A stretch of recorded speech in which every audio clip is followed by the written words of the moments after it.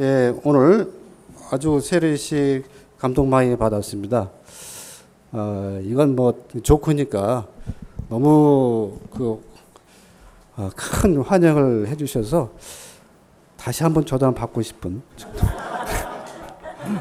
조금다 좋고 예. 예, 오늘 말씀 가지고 성령의 메인 사역이다라는 제목으로 말씀을 나눠보도록 합니다. 자, 이 본문에 꼭 맞는 얘기는 아니지만은 이제 예화를 하나 이제 들고자 합니다. 보통 사람들은 누구나 다 혼자 힘으로 살아갈 수가 없어요. 누군가가 이끌어주거나 또 영향을 주어서 그 영향을 받아서 대부분 살죠. 좋은 선생을 만나야 되는 거고, 좋은 목사님 만나야 되는 거고, 또 좋은 이웃을 만나야 그 알게 모르게 그 전염이 되거든요. 예, 행복한 사람 만나면 행복 바이러스가 전염이 되고, 우울증 걸린 사람 만나게 되면 나도 모르게 또 우울증도 걸리기도 하고. 그래서 누구의 영향 받아 살아가냐 굉장히 중요하고, 또 영적으로도 역시 마찬가지입니다. 예, 정말 성령님이 이끌려서 늘 성령님이 인도하시는 대로 살아가느냐, 그게 아니면은 이상한 사울과 같이 악령에 이끌려서 살아가느냐. 근데 이게요, 내 이 정도 신앙이면은 절대로 나는 악령에 이끌려 살지 않을 거야. 그렇게 생각할 수 있는데 전혀 그렇지 않습니다. 예를 들어 말하면 베드로 사도 같은 경우도 얼마나 신앙이 좋았을까요? 예수님이 나를 누구라 하더냐 했을 때 주는 그리스도시요, 예? 살아계신 하나님의 아들이다, 이렇게 강한 확신 가지고 고백했지만은, 그러나 예수님께로부터 바로 이어서 너는 나를 넘어지게 하는 자로다, 사탄아 물러가라 했거든요. 그래서 아무리 내가 신앙이 좋아도 24시간 365일 평생을 정말로 성령님에 이끌려서 살아간다는 것은 참 어려워요. 그래서 우리는 늘 기도해야 되는 건 당연한 겁니다. 늘 주님 나와 동행해 주시옵소서. 제 친구 목사님 가운데 한 분이 미국에서 오랫동안 목회하다가 이렇게 한국에 한번 왔어요. 와가지고 이제 마침 어디서 이제 차를 마셨냐면은 그 청평댐 있죠? 청평댐. 근처 아주 아름다운 카페가 있더라고요. 저한테 이제 고백하기를 자기가 여기서 떨어져 죽을 뻔했다는 거예요. 그래서 깜짝 놀라가지고, 그것도 이제 결혼식 한 2개월 앞두고, 그래서 무슨 내용이고 하니, 자기 친구가 갑자기 미국에서 이제 예식 준비하다가 갑자기 꼭 불러가지고 꼭 얘기할 게 있으니까 한번 와달라고 해서 한번 만나자고 그래서 마침 그 청평댐 근처에서 만난 거예요. 만나서 얘기하다 갑자기 이 친구가 자기를 밀었어요. 그래가지고 그 청평댐 거기에서 이제 물 속으로 떨어지게 된 거죠. 그래서 보통 사람은 거기 당황하고 해서 대부분 익사하죠. 근데 이 친구는 이제 특전사 출신이어가지고 훈련을 많이 받아서, 내가 살아난 방법은 여기서 살려고 몸부림치는 게 아니라, 예? 수직 낙하해가지고 마치 수영 다이빙 선수가 다이빙 해가지고 물속에서 팍 쳐올라 올라가듯이 그렇게 해서 결국 살았대요. 그래서 야, 도대체 왜 나를 밀었냐고 나중에 알고 보니까 자기도 왜 너를 밀었는지 모르겠다는. 알고 보니까 이제 우울증 환자였어요. 그래서 약을 먹고 있는 친구예요. 그날따라 약을 안 먹었는지 갑자기 밀어라 해가지고 누가 얘기했는지 모르지만 그렇게 됐다 하더라고요. 그만큼 우리는 참 누군가에게 이끌림 받아서 혹은 영향 받아서 혹은 나쁜 습관 혹은 거칠게 표현하면 사탄의 그러한 영향 받아가지고 실수하거나 또 해를 끼칠, 남에게 해를 끼칠 수가 있습니다. 그래서 우리는 늘 성령의 늘 충만함을 받고 살아야 되는 건 맞는 건데, 오늘 본문 보면은 이 바울 사도가 고백하기를 나는 성령에 매여 예루살렘으로 간다. 그 가게 되면은 내가 어떤 해를 입을지 모른다. 라고 얘기를 하면서 그러나 나는 목숨을 아끼지 않고 내가 결국 성령께서 가라 하시니까 내가 가야 되겠다. 라는 고백의 내용입니다. 근데 가만히 보면 말이죠. 오늘 본문의 말씀만 보면은 이게 무슨 뜻인지 잘 알 수가 없습니다. 아울러서 21장 넘어가면 비슷한 성령 그 단어가 나옵니다. 성령의 매여란 말은 안 나오지만 우리 읽지 않았지만은 21장 4절 말씀 보겠습니다. 다 같이 한번 읽어보겠습니다. 제자들을 찾아 거기서 그 제자들이 성령의 강동으로 바울더러 예루살렘에 들어가지 말라 하더라. 여기서도 역시 성령이라는 말이 나오는데요. 여기는 성령의 바울의 경우는 매여, 또 이 제자들의 경우에는 성령의 감동으로 이렇게 되어 있습니다. 성경을 이제 해석할 때 이럴 때 이제 당황하게 되는 거죠. 바울은 지금 성령의 절대적인 이끄심에 따라서 예루살렘으로 목숨이 위태로울지라도 가겠다 하는데 이 바울의 제자들은 성령의 감동으로 바울이 예루살렘 가는 것을 만류하고 있단 말이에요. 그래서 이게 참 해석하기가 어려워요. 그래서 성경 말씀 해석할 때는 성경을 통전적으로 첫째 봐야 되고 그 다음에 하나님께서 우리에게 이성을 주었습니다. 합리적인 사고를 할 수 있는 능력을 주셨어요. 그래서 아무것도 그냥 제가 학벌주의자는 아니지만은 학력이 하나도 없으면서 성경 해석하는 게 굉장히 위험해요. 그 다음에 이제 학교 다니면서 그런 합리적인 사고할 수 있는 훈련을 많이 받곤 하기 때문에 몰몬계 창시자 역시 보면은 그냥 농부였어요. 초등학교도 안 나오고. 그러니까 이상한 거 만들죠. 그래서 우리가 성경을 대하면서 해석할 때에 그러한 합리적인 사고를 할 수 있는 이성 그것도 중요하다. 그 다음에 또 하나가 뭐냐면 교회의 역사입니다. 교회가 어떻게 지금까지 고대, 중세, 현대 교회가 어떻게 발전해 왔는지. 뭐냐면 역사는 반복하거든요. 과거 이단이었던 사람, 그 사람들의 말을 오늘날 똑같이 해요. 그래서 교회의 역사를 모르면은 사실은 성경 해설하는 걸 굉장히 주저해야 됩니다. 함부로 해서는 안 되는 거죠. 그래서 이제 안전하게 성경 말씀 해석하려면은 전문적으로 훈련받은 그런 목사님을 통해서 이제 배우는 게 제일 안전하고 아니면 본인이 공부를 많이 해야 되는데 공부 많이 하려면 힘들 거예요 아마요. 책도 많이 읽어야 되고 신학교도 또 들락날락 해야 될 거고 쉽지가 않습니다. 그래서 우리가 말씀을 어차피 우리는 목사만 말씀 전하는 게 아니에요. 그죠? 스데반도 집사님은 말씀을 전했거든요. 설교했단 말입니다. 그러나 그만큼 역량을 좀 갖춰야 될 필요가 있다라는 얘기예요. 그래서 오늘 본문도 역시 마찬가지입니다. 그래서 통전적으로 바라봐야 된다. 특히 이제 방금 읽은 21장 4절에 있는 말씀을 놓고 봤을 때는 과연 정말로 바울이 예루살렘을 선택한 게 이게 하늘의 뜻이었느냐 의심하게 만든단 말이죠. 그 다음에 11절 말씀으로 가보겠습니다. 21장 11절 말씀 다 같이 한번 더 읽어보죠.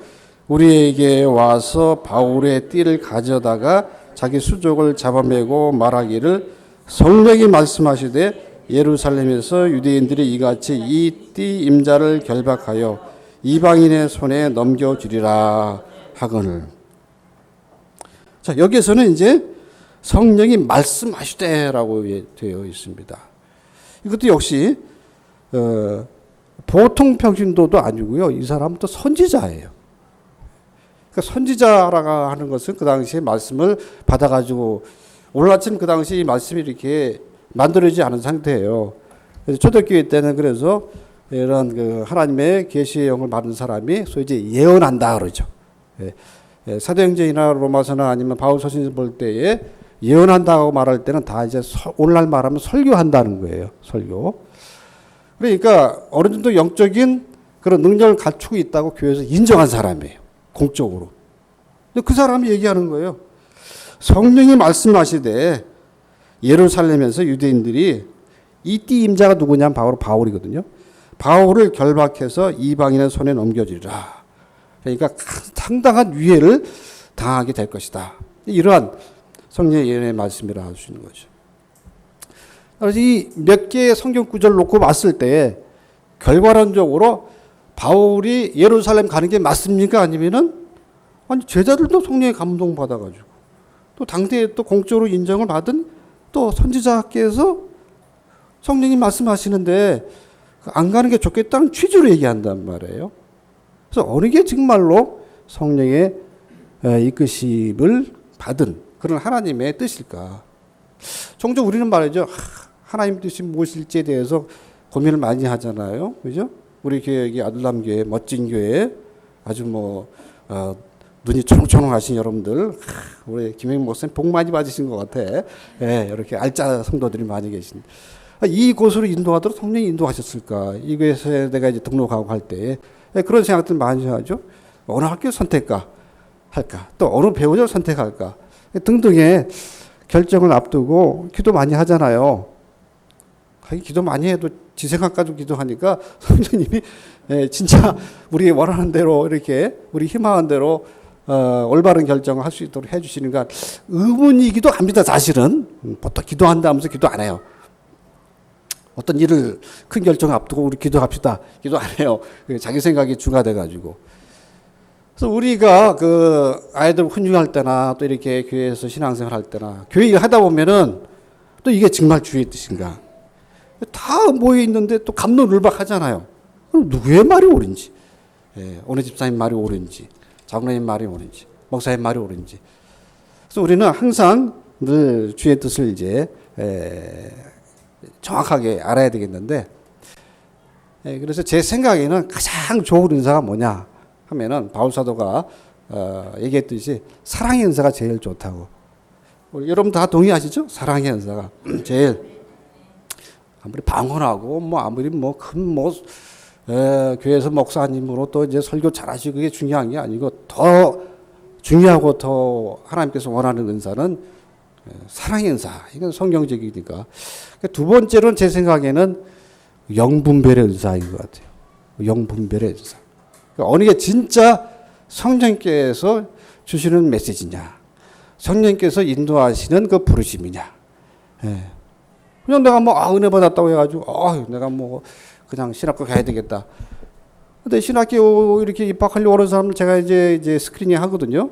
그래서 학교에서도 이제 일단 원서 접수를 할 때 그 표정하고, 그 다음에 원서 그 내용들 보고, 그러면 이제 하도 많이 접수해가지고, 이제 그 계시가 와요, 그냥.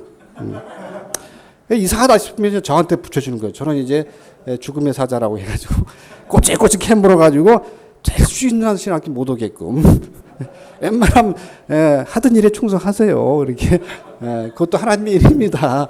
꼭 여기 올 필요 없어요. 이렇게 해서 많이 떨어뜨렸습니다. 상처받은 사람 많이 있는데 정말로 자기가 가야 됐다고 생각하고 문을 두드리지만은 그러나 사실은 그 자기의 생각이지 성령의 이끄심이 아닌 경우가 많이 있습니다. 그래서 오늘 이 말씀의 키포인트 내지는 그 주제는 뭐냐면 정말 우리가 어떻게 하나님의 뜻을 분별할 수 있을까. 그 제가 어떤 그 테크닉을 제가 알려드리려고 합니다. 특히 이제 우리 교회를 하다 보면 말이죠. 다들 선한 뜻 가지고 이주장 저주장 하거든요. 이게 옳다 저게 옳다 한단 말이에요. 그래서 결국은 저 결정을 내리긴 하지만 내리기 앞서 가지고 내 의견이 결국은 채택이 안 되게 되면은 상처받는다고요.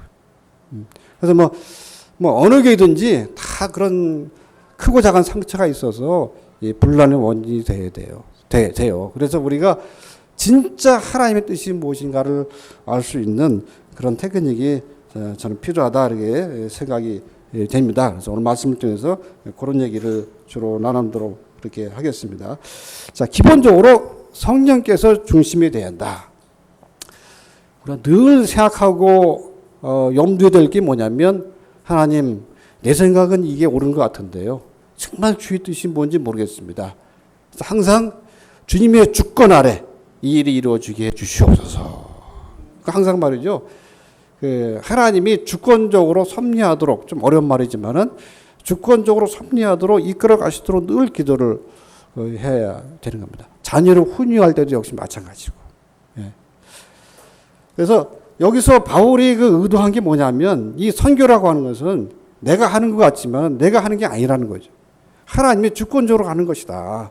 이거 늘 바울은, 제가 거기 마지막 그 결론 부분에 또 바울 얘기하겠지만 말이죠.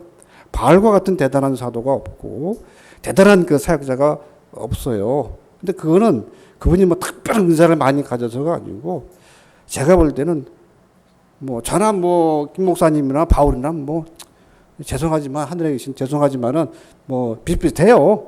예. 또 여러분이나 저나 다 비슷비슷해요. 예.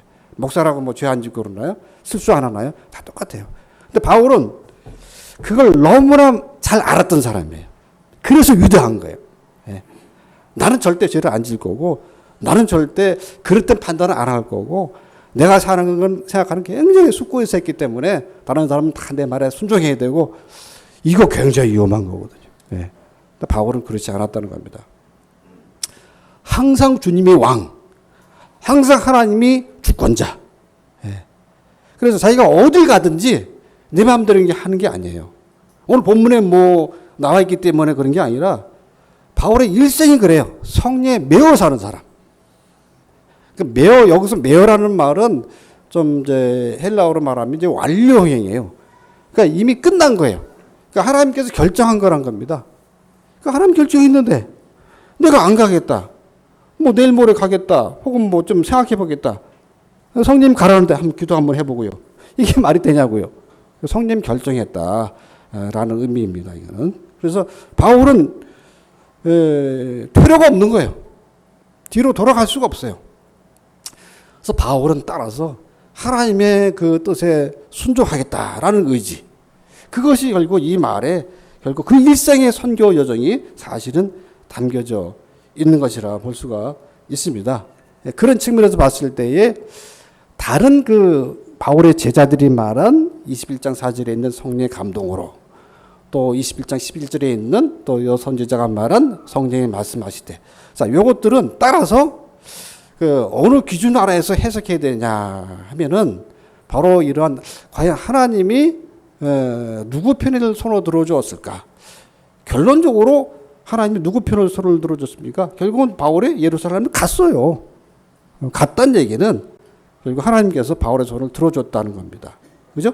이래 통전적으로 봐야 돼야 돼요. 21장 4절에 있는 게 21절에 있는 내용이 성령의 감동으로 성령이 말씀하시되, 이게 그러면 어떻게 해석할 것이냐? 요 기준 아래에서 해석을 해야 되는 게 맞는 거죠. 바울의 제자도 성령의 감동으로 얘기했으니까 결국은 그것도 일정 부분 우리가 생각을 고려해야 할 가치가 있는 게 아니냐? 너 그렇지 않다는 겁니다. 그래서 칼빈의 그 주석을 쭉 이제 보니까 이걸 어떻게 해석하냐면, 바울과 바울의 제자들, 심지어는 이 여자 선지자라도 바울급에는 못 미친다. 영적인 세계도 급이 있어요. 급이 있다 하니까 조금 여러분들이 너무 주저하시고, 난 뭐 더 이상 뭐 목사님만 다 하시고 저는 그냥 설거지만 하고 난 목자 뭐 일 안 하고 뭐 그러라는 얘기가 아니라 영적인 그 분별력이, 통찰력이 있는 사람과 없는 사람이 있는 거예요. 그래서 바울은, 이 바울의 제자의 21장 6절에 있는 말씀은 영적인 분별력이 혹은 통찰력이 부족한 그러한 사례이다, 이렇게 얘기를 해 주고 있습니다. 그래서 우리가 이 말씀을 그러면 따라서 이제 바울의 그런 영적인 분별력과 비견해 가지고 어떻게 해석하는 게, 혹은 또 바울의 영적인 분별력은 그러면 바울은 바울의 제자나 여선지자나 저희나 여러분이나 사실은 다 성정이 똑같은 사람이에요. 바울은 왜 그럼 그런 하나님이 인정할 만한 영적인 분별력을 갖추고 있어가지고, 원래 바울은 다른 교육이 많이 있었잖아요. 이게 3차 전도행 마치고 이제는 전도행이 끝났어요. 바울에겐 더 이상 전도행이 없습니다. 다만 로마하고 그다음에 그 서바나라고 했는데 스페인으로 가는 여정만 남겨둔 거예요. 지금까지는 이제 헬라, 소아시아만 지금 전도 사역을 했거든요. 이제는 끝났어요. 근데 꿈이 또 하나 있는데 로마로 가는 겁니다. 이게 바로 이제 로마서에 쭉 나오죠. 자, 그런데 바울이 로마로 가겠다는, 그리고 바울 말이죠. 예루살렘 선교는 하나님께로부터 명받은 게 아니에요. 예. 22장, 읽지 않았지만 22장 그 말씀 보면은, 21절 말씀 보면 이런 말이 있습니다. 바울이 이제, 예루살렘 도착해서 이런 말을 합니다. 나더러 또 이르시되 떠나가라. 내가 너를 멀리 이방인에게 보내리라 하셨느니라. 누가요? 예수님이. 예. 그러니까 바울은 이방 선교로 명받은 거예요. 예루살렘에 갈 이유가 없는 거예요. 그리고 또 본인에게는 따라서 로마로 가고자 했으니까 이제 로마로 가야지. 갑자기 히랍 선교하다가 왜 갑자기 또 배 타고 또 이제 팔레스틴 지방을 왜 오느냐고요. 그러니까 이거는 바울의 선교 전략과도 안 맞아요. 네. 스페인까지 가야 되는데 로마까지도 지금 못 가게 돼 있는 형편이에요. 그러니까 바울의 생각과 사실은 하나님 생각이 지금 충돌하는 거예요. 그러나 아까도 말씀드린 바와 같이 바울은 기도 많이 하고 자기의 연약함을 알고 무지함을 알고 부족함을 깨달아.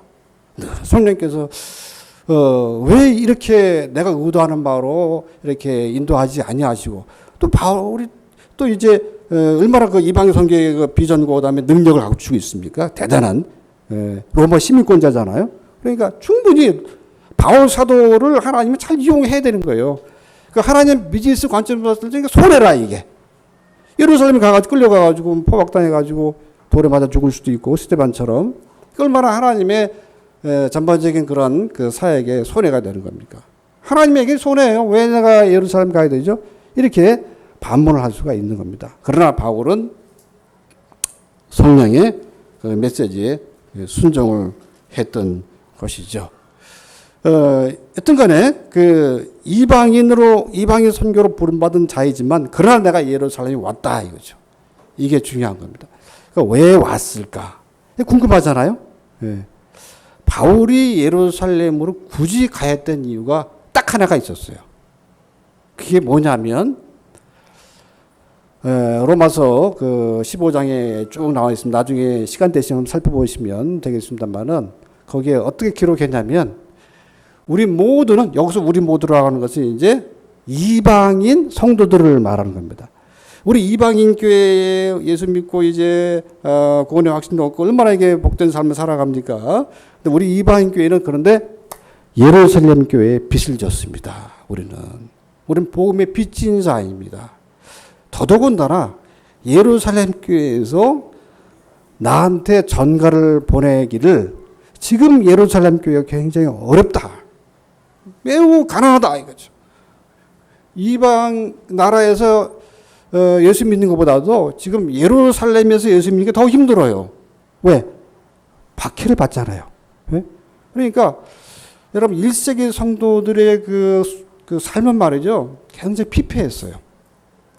왜냐하면 예수를 믿게 되면 오늘날 말하자면 신용 불량자가 되는 거예요.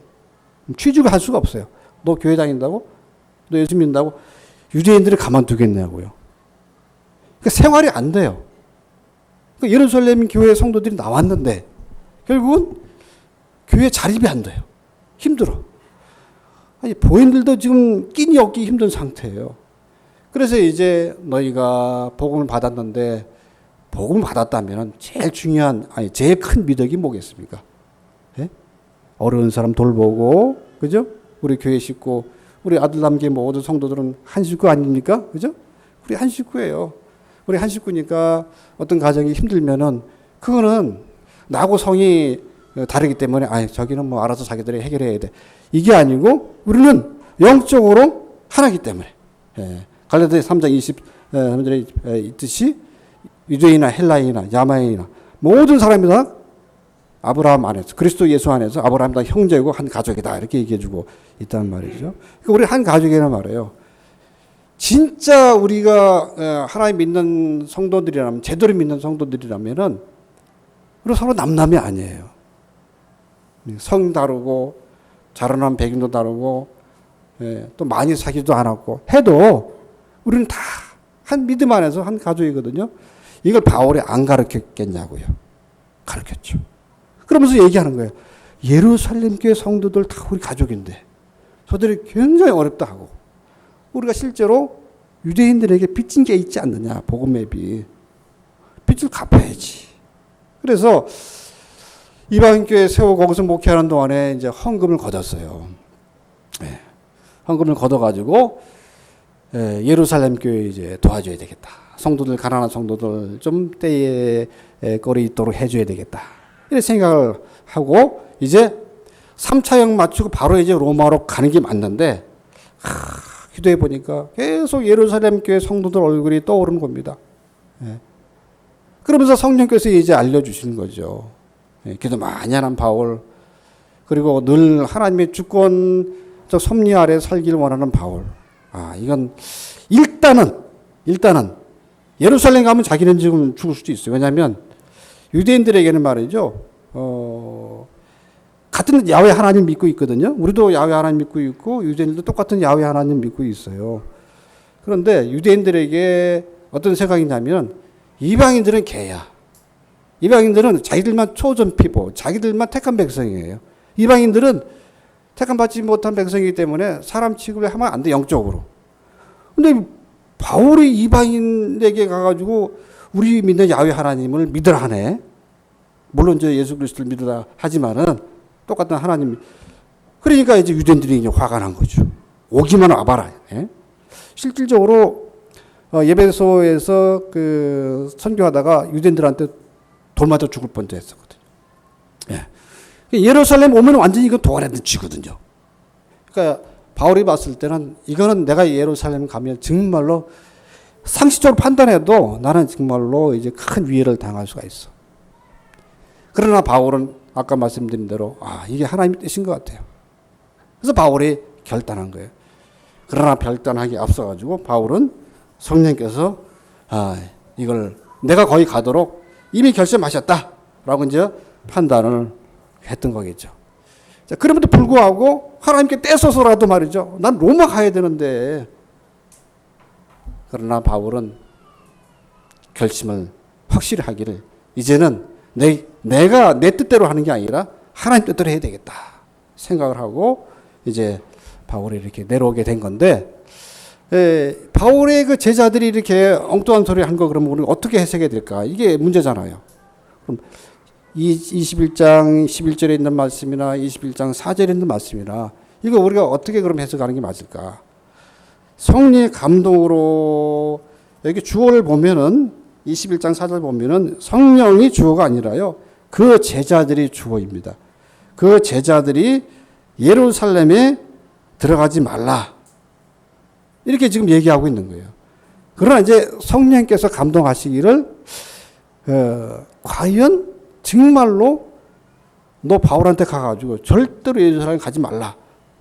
이렇게 실질적으로 얘기했을까? 이거 하나님의 말씀인데 이게 맞지 않는가? 참 해석하기 어렵거든요. 그래서 11절로 와서 이제 봐야 되는 거예요. 11절에 보면은 성령이 말씀하시되 하고선 성령께서 똑같이 4절과 똑같이 바울 못 가게 묶어. 못 가게 해. 다시 이 방송 가도록 해. 이렇게 하는 게 아니라 단순히 그냥 예루살렘에서 유대인들이 이같이 이 띠임자 바울을 결박해서 결국 네가 해를 당할 수도 있어 라는 인포메이션을 받았다는 겁니다.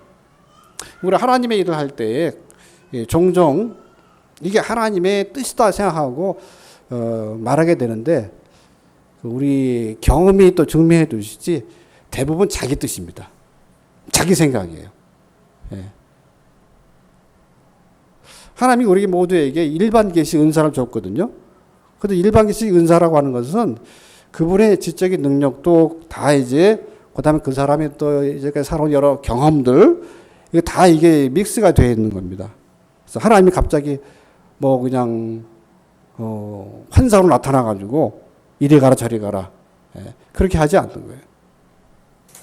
하나님께서는 우리의 지적인 능력, 그다음에 대인 관계 여러 가지 또 인생살의 경험들 이런 모든 것들을 다 종합해서 하나님께서 알려주시는 거거든요. 근데 이제 혹 기도하다가 이상하게 자기가 은사 받았다 해가지고 자기가 생각하는 게 이게 성령님께서 결국은 말씀하시는 거예요. 성령님께서 결국은 결정하신 거예요. 이렇게 말하기가 쉬워요. 예.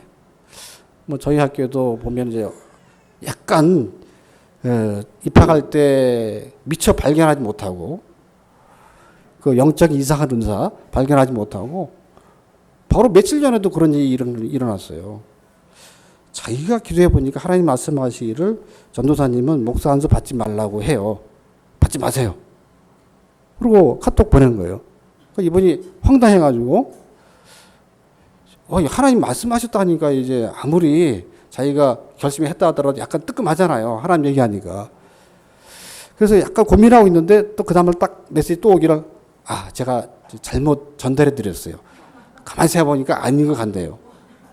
그래서 결국은 이제 목사 안수 받았어요. 받았는데 또 전화가 또 메시지 또 와가지고 또 보니까 목사님 목사 안수 받은 건 전도사님 큰 실수였어요. 다시 기도해 보니까 하나님이 받지 말라고 하셨던 거예요. 이런 학생이 지금 있다니까요. 예. 그러니까 대부분이 그런 경우는 약간 상식 훈련을 못 받은 사람들이 많아요. 그리고 조금 죄송한 표현이지만 이런 표현 써서 죄송하지만은 좀 약간 심리적으로 어떤 큰 상처받은 사람이 많아요. 예. 그래서 열등 의식이 강하고 피해 의식이 강해요. 그러니까 항상 자기가 주도를 해야 돼요. 그 강박관념이 있어요. 교회에 이런 아들남긴 그런 성도가 하나도 없겠지만 그런 사람이 있으면 아주 힘들어요. 아주 힘들어요. 그래서 같은 말씀드린 바와 같이 칼빈이 그렇게 해석한 거는 아주 온건하게 해석한 거예요. 예.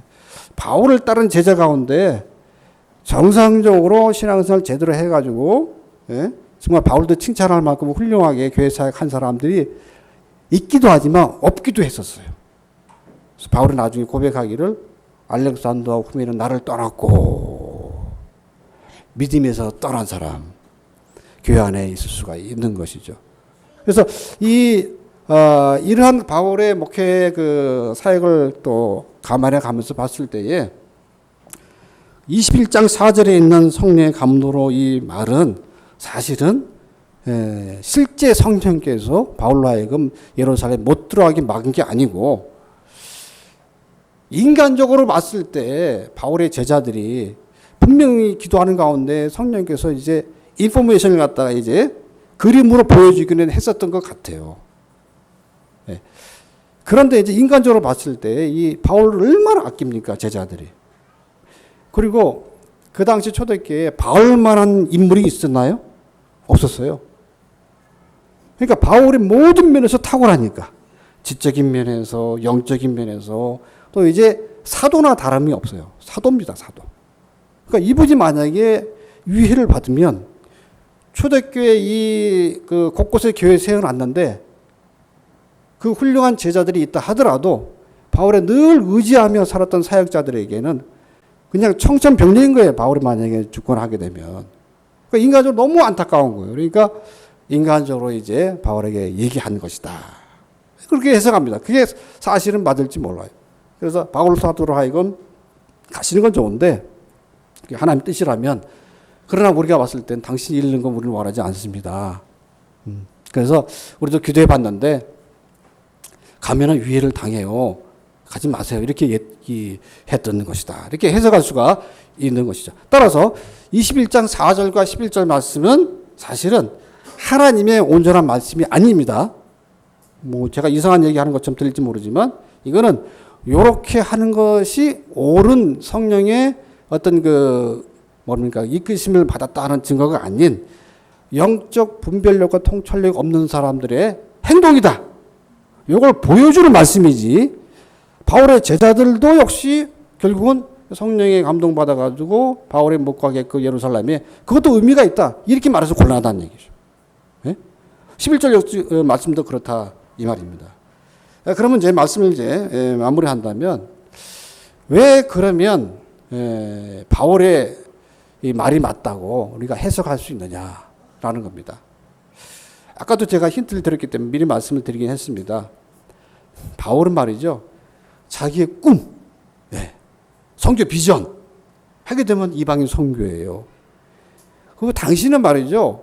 어디가 세계 중심이죠? 오늘날 세계 중심이 뭐 뉴욕이고 워싱턴이고 뭐 이렇다면은 그 당시 세계의 중심이 어디냐면은 로마입니다. 로마. 모든 길은 로마로 통하는 거예요. 그러니까 로마를 쉽게 말해서 복음으로 정복하지 못하면 이 반도 못한 거예요, 사역을. 그러니까 바울의 꿈은 로마로 가는 겁니다. 그래 하나님께서 바울에게 로마 시민권을 주었는지도 몰라요. 본인이 그렇게 생각을 좀 했었을 겁니다. 예, 자유롭게 다닐 수가 있는 거니까. 그래서 로마로 가는 게 평생의 소원이에요. 네. 가서 복음 전하고 특히 로마의 가이사에게 호소했거든요. 예, 황제를 만나는 거. 예. 그래서 황제 만나고 복음을 전파하고 그렇게 하는 게 소원인 거죠. 예. 자, 이게 이 소원이 틀린 겁니까? 문제가 있는 겁니까? 전혀 문제가 있는 게 아니에요. 그러나 바울은 이렇게 생각했습니다. 내 생각이 틀릴 수도 있어. 근데 그 기준을 어디에다 두었냐면은 바울은 고린도서 13장에 있듯이 말이죠. 가장 귀한 은사가 사랑이거든요. 가만히 사역을 돌이켜놓고 봤을 때는 예루살렘 교회가 없으면 이거는 우리의 근본이 무너진 것 같고 실질적으로 거기에 빚을 지고 있고, 예. 그 예루살렘에 또 이제 사도들도 많이 계시잖아요. 그 무너지면 안 되는 거예요. 굉장히 어려워. 바울은 그 무엇보다도 사랑의 은사가 최고라는 걸 믿었던 사람이고 가르쳤던 사람이죠. 예, 요지는 이겁니다. 예, 내가 어떤 하나님 일을 한다고 했을 때에 내게 과연 이 일을 함에 있어서, 이 일을 결정함에 있어서 상대가 상처를 정말로 받아야만 돼요. 결국은 궁극적으로. 아파, 그 다음에 교회를 떠날 수도 있어요. 상처받아가지고. 예. 그런 경우가 만약에 있게 된다면 내 결정을 사실은 포기하는 게 이게 하나님의 뜻인 거예요. 하나님의 뜻은 뭐냐면 사람을 살리는 겁니다. 사람을 세우는 겁니다. 나는 죽고 상대가 사는 겁니다. 내 비전은 내 없으면 하나님이 다른 사람 통해서 일 못하나? 하나님이 바울만 하나님이 사역하며 쓸 수 있는 바울 유일한 사람일까? 그거는 바울의 생각일 뿐이 그 개인이 인간이 생각할 건지 그건 하나님의 생각은 그것과 다르죠. 하나님의 생각은 사람의 생각을 초월해요. 예. 그래서 내 길은 네 길과 다르다. 이렇게 하나님께서 말씀하지 않았습니까? 우리의 생각과 하나님의 생각은 다를 수가 있는 거예요. 바울은 참 그러면서 정말 위대한 분. 바울은 바로 이 긍휼의 마음이 자기의 비전에 그 꿈 이루는 것보다 훨씬 더 높았던 거죠. 더 우월했던 거죠. 그 하나님의 생각, 어느 게 하나님의 생각인가의 판단은 과연 내가 상대를 사랑하느냐. 제가 저녁에 있을 때 본 말이죠. 교육위원 한번 모여가지고 대화 나눌 때 참 제가 이제 학교에서 가르치니까 깊숙이 개입 못하고 위원회에서 좀 이렇게 지켜보고 있고 저한테 자문을 받고 이렇게 하는데 보니까 유년부 부서 이 부서장 되시는 분은 이 교회에서 제일 중요한 부서가 유년부 부서입니다. 그래서 연말에 이제 예산 배정하는데 유년부 부서를 제일 많이 지원해야 됩니다. 가만히 듣던 초등부 부장이 은근히 화가 나는 거예요. 아니 초등부가 제일 중요하지 뭔 소리 하고 있는 거예요. 초등부가. 예. 그 다음에 또 영화부 부장. 아니 영화부 없으면 지들이 있어? 유년부가 생겨나 초등부가 생겨나. 영화부 있으니까 유년부 나오고 초등부 나오고 그런 거지. 영화부가 따라 제일 중요한 거야. 이야. 자기들 부서가 제일 중요하고 최고 결국은 중요한 부서고 최고 또 지원받아야 되고 또 최고 인재는 자기 부서에만 다 모여야 되고 이 부처 이기주의가 아주 보통 심한 게 아니더라고요. 교회 하다 보면은 너무나 열심히 되다 보니까 결국은 내가 하는 것이 제일 중요한 일이고 이게 하나님이 결국은 이 일을 결정한 것이고 그렇게 생각하기가 쉽습니다. 중요한 건 뭐냐면은 다른 부서도 다른 사람도 내가 사랑하는 마음으로 이 얘기를 하느냐.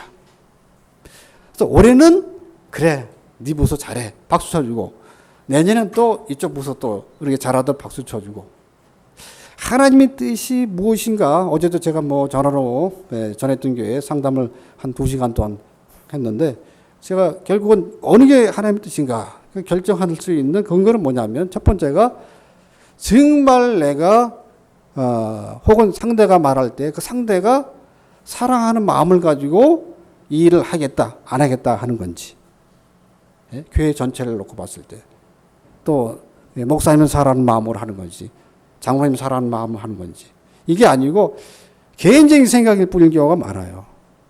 그러고도 결국은 이거 하나님 뜻인 것 같아라고 이제 자기 포장하는 경우가 굉장히 많습니다.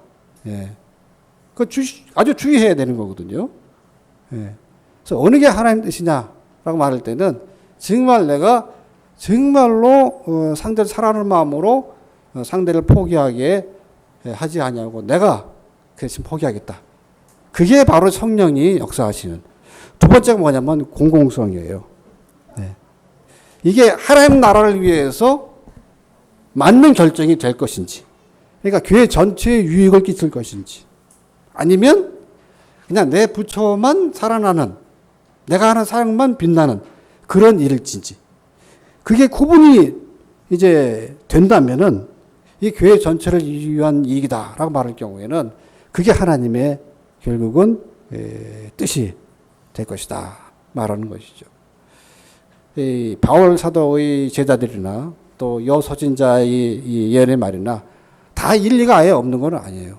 그렇지만은 바로 이러한 마음, 바울처럼 정말 예루살렘 성도를 사랑하는 마음이 없는 거예요. 바울의 제자들은 오로지 바울만 생각하는 거예요. 그러나 바울은 좀 더 크죠. 인식의 범위가 커요. 사랑의 대상 범위가 커요. 제자들은 바울만 아낀다면 또 이 여자 선지자는 사실은 이런 궁율의 마음에 대해서는 전혀 언급이 없는 거 보니까 그런 마음이 없고 바울의 사역만 놓고 본다면 사실은 바울의 생각이 이게 하나님의 뜻이구나 라고 객관적으로 판단할 수가 있는 것입니다. 그래서 첫 번째가 뭡니까? 남을 긍휼히 여기는 마음이. 우리가 교회를 하다 보면 말이죠. 내가 이 결정한 게 모든 사람들 다 이익이 돼요. 다 오라. 교회 유익이 돼요. 그런데 누구를 상처받아요. 그러면 저는 이제 가르칠 때 그렇게 얘기합니다. 한 템포 좀 늦춰가면 된다. 한 템포. 한 달만 참고, 올해는 참고, 그 다음에 잘 이제 어느 정도 그분이 화가 풀리고, 본이 풀리고, 그런 상태에서 이제 얘기하게 되면은 내년에 또 이제 일이 이루어질 수가 있는 것이고, 이거 하나의 지혜입니다. 우리가 비둘기처럼 순수해야 되지만은 하나님의 일을 하면서 정말 순진한 마음이 필요하고 열정이 필요하고, 그죠? 그리고 헌신이 필요하지만은 뱀처럼 지혜로워야 돼. 근데 그 지혜는 말이죠. 그 지혜는 신비적인 게 아니에요. 굳이 영적인 측면을 얘기한다면 바로 이겁니다. 과연 정말 교회 전체 유익이 되는 이 제안일까? 이 계획일까? 일일까? 그리고 내가 정말 내 마음 중심에 이 성도들을 사랑하는 마음이 정말 타오르는 그런 마음에서 나온 결정일까? 라는 것입니다. 이것이 결국은 우리로 하여금 과연 누가 하나님의 올바른 그런 생각을 갖고 있는지를 확인하게 되는 거죠. 대표적인 이제 하나만 드리고 말씀 마치겠는데, 고대 교회에 그 유명한 도나투스 논쟁이라는 게 있었어요. 도나투스라는 목사님이 이제 목회를 하시는데, 뭐 여러 교회가 있죠. 근데 교회 박해가 굉장히 심했습니다.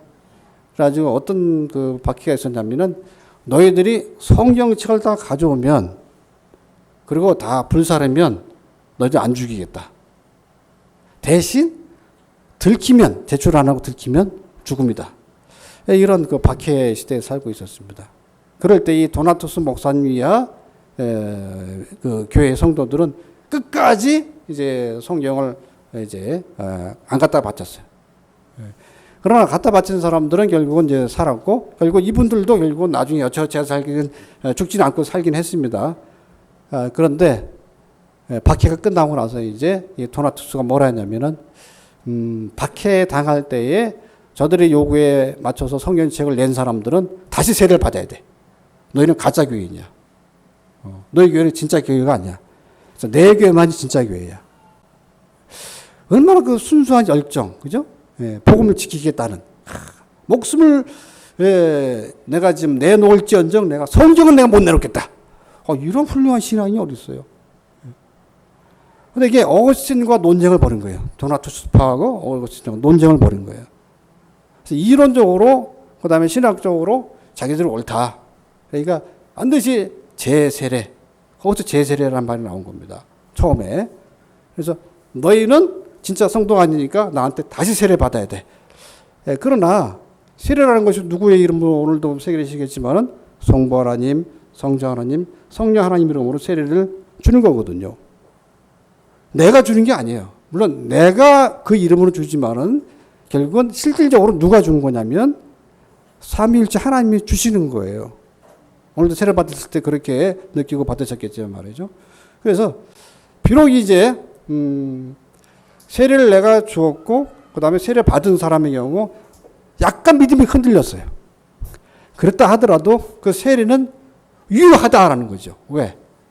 삼위일체 하나님 이름으로 주어졌기 때문에 유효하지, 그거는 불법도 아니고 결국은 무효도 아니다.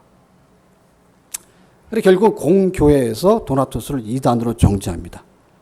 오늘날도 그런 이단이 많아요. 우리 교회만이 진짜 교회입니다. 우리 교회, 다른 교회는 다 가짜 교회입니다. 그래서 뭐 그런 그 유튜브에 보면은 혹은 뭐 인터넷 보면 그게 많이 나오죠.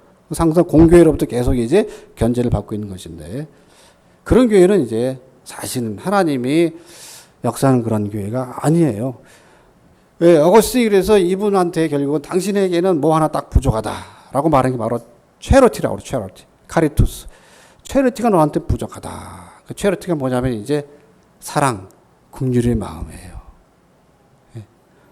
너는 논리적으로 남을 이길 수 있을지 모르지만 네 그 신앙 굉장히 순수하다고 해가지고 많은 사람들이 칭찬하고 너도 이제 자랑할 만하다고 말할 수 있을지 모르지만 너는 결국 부족한 게 뭐냐면 사랑이 없다는 거죠.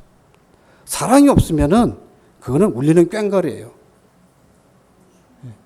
그러니까 하나님이 인정 안 하는 거예요. 제일 중요한 은사가 사랑의 은사거든요. 그래서 바울은 그런 은사를 제일 큰 은사라고 또 가르쳤었고, 복인도 그런 마음을 가지고 결국은 이 일에 임한 것이죠. 그래서 우리가 신앙생활 하면서 어떤 자세로 우리가 살아가야 되느냐, 우리는 바울의 이러한 그 신앙의 라이프 스타일을 따라갈 필요가 있습니다. 그래서 아까도 말씀드린 바와 같이 이제 바울의 몇 가지 본문을 가지고 말씀하면서 마무리하도록 하겠습니다. 아까도 말씀드린 바처럼 바울은 참 위대한데 그의 신앙 정도를 제가 말하는 게 아니라, 어떤 뭐 신학적인 지식을 말하는 게 아니라 정말 겸손한 사람이었어요. 인간의 연약함을 정말 절실하게 깨달은 사람이었어요. 모든 사람 말이죠. 아담의 후손은 다 타락했어요. 따라서 내가 이 순간 지금 현재는 내가 신앙이 아주 좋아가지고 모든 사람들로부터 인정받고 또 사랑받고 또 존중받는 그런 삶을 살아가도 어느 순간에 내가 무너질지 몰라요. 어느 순간에 내가 쓰러질지 몰라요. 심지어는 신앙을 잃을 수도 있어요. 그래서 우리는 날마다 바울처럼 말이죠. 부활장, 유명한 장, 어디죠? 고린도전서 15장. 거기에 고백하기를 바울은 뭐라 했냐면 나는 날마다 죽노라 라고 얘기했어요. 예수님이 죽으셨기에 그 다음에 부활이 있었죠. 내가 죽어야지 내가 다시 사는 거예요. 그래서 바울은 날마다 자기 자신을 갖다 복종시키는 삶을 살아갔죠. 그러면서 결국은 그러다 보니까 이제 하나님의 정확한 뜻을 알게 되는 거예요. 그렇게 자기 죽이는 사람이 교만하겠어요? 자기를 그렇게 죽이는 사람이 내 부처만 옳다고 중요하다고, 남 부처는 말이지 다른 부처는 뭐 형편없다고, 거긴 다음에 2순위 3순위야 이렇게 교만하게 행동할 수가 있겠어요? 내 교회만 옳다고 그렇게 교만하게 행동할 수 있겠어요? 그렇게 할 수가 없어요. 예. 그래서 바울은 말이죠, 이 믿음이 없는 게 아니라 이 말을 했습니다. 우리 고린도전서 9장 한번, 요거는 여러분들이 빨간 줄 쫙 쳐놓고 말이죠. 늘 암송하거나 늘 가까이 하면 좋을 것 같아요. 고린도전서 9장 27절에 있는 말씀입니다. 이건 바울이 신앙에 확신이 없어서도 아니고 또 바울이 또 자기 사역에 대해서 의심 했다는 그런 내용도 아닙니다. 다 같이 읽어보겠습니다. 내가 내 몸을 저 복종하게 함은 내가 남에게 전파한 후에 자기가 도리어 버림이 될까 두려움이로다. 이구리 장로교, 제가 신학자지만 장로교의 신학, 장로교 교회에서 이런 말 하는 게 굉장히 쉽지는 않습니다. 성도의 견인교리라고 여러분들 다 아실 거예요. 그걸 악용하면 안 돼요. 그 악용하는 사람이 조금 전문용어로 엔티노멘이라고 그래요. 율법 폐기론자라 그렇게 얘기합니다. 나는 이미 구원받았기 때문에 신앙의 확신도 있어요. 내가 죽으면 천국에 가. 이런 확신이 너무나도 그냥 출중해요. 따라서 하나님께서 계속 끊임없이 나를 가다가 천국에까지 이르게 해 주실 거야. 그거는 내가 앞으로 어떻게 행동하느냐에 따라 달려 있어요. 장로교 신학자라서 어려운 말인데 하기 어려운 말인데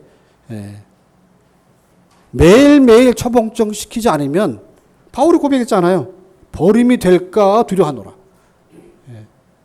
우리 장로교 성도들 가운데 이게 약하다고. 이미 난 만세전에 택정받은 사람이야. 그러니까 예정론을 너무 절대적으로 신봉해요. 그건 옳은 게 아니에요. 성경 말씀에 그런 구절 몇 개 안 되고요. 거의 95% 이상은 오늘 내가 실수하거나 내가 죄를 지면 버림받아요. 그래서 계속해서 끊임없이 너희 구원을 이루라. 빌립보서 기자 보면 얘기해주고 있어요. 그래서 진짜 신앙이는 말이죠. 늘 두렵고 떨린 마음으로 살아가는 거예요. 내 마음에 정말 성도를 사랑하는 마음이 없어요? 교회 전체를 이익을 생각하지 않고 내 고집만 펴요? 위험합니다. 스스로 진단하세요. 영적 자가진단. 영적 자가진단의 기준은 이거예요. 네 마음에 정말 사랑하는 마음이 있느냐 없느냐. 누굴 계속 미워하는 마음이 있느냐 없느냐. 오늘 주일 나와보니까 딴 교회까지 또 왔네. 이제 쟤 안 좋아하는데. 이런 마음이 있는 건 굉장히 위험한 거예요. 자가진단을 해보세요. 그거는 확률상 알렉산더 휴메네처럼 떨어져 나갈 가능성이 있습니다. 교회는 알고만 있는 게 아니에요. 우리 모두가 알고게 돼야 돼요. 얼마나 이거 아까워요 말이지. 이 시간에 놀러 가도 멋진 데 갈 수 있고 말이죠. 생을 즐길 그런 아이템이 얼마나 많이 있습니까? 얼마나 아까워요. 우리 천국에서 만나요? 빠질 사람 없겠죠? 만나야 되지. 결국은 낙오 대해서는 되겠냐고요. 낙오 될 수가 있어요. 끝까지 자기를 처복종시키지 않으면 낙오 됩니다. 그 기준이 뭐냐? 내 마음에 성도로 사랑하는 마음. 내가 아둘람 교회 성도가 됐어요. 등록 교인이 됐어요. 제가 외국에 한 9년 생활했는데 미국 영국에서 교회 다니면서 보니까 성도들, 그쪽 교회 성도들은 저한테 이렇게 살갑게 안 대하더라고. 3년 다녔는데. 그러니까 3년쯤 돼야지 이제 하더라고요. 살갑게.